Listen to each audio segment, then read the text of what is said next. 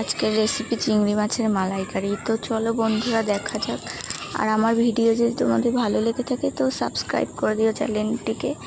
এই যে প্রথমে চিংড়ি মাছগুলোকে ভালোভাবে কেটে নুন হলুদ মাখিয়ে কড়াইতে দিয়ে ভালোভাবে ভেজে নিলাম। এই যে ভেজে তুলে রাখছি। তারপর মশলাটাকে টক দই আর সামান্য পরিমাণে বাটার দিয়ে ভালোভাবে কষিয়ে নেব। বাটারটা দিলে কি ফ্লেভারটা ভালো আসে। তারপর স্বাদ মতো লবণ আর পরিমাণ মতন হলুদ দিয়ে আরেকটু মশলাটাকে কষিয়ে নেব। মশলাটা কষানো হলে তারপর চিংড়ি মাছগুলো দিয়ে ভালোভাবে কষিয়ে নেব।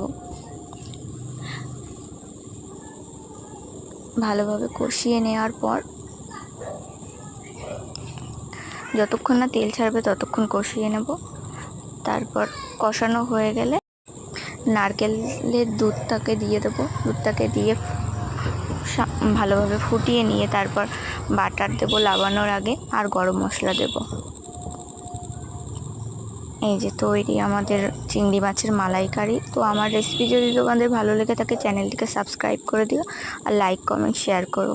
বাই বাই বন্ধুরা।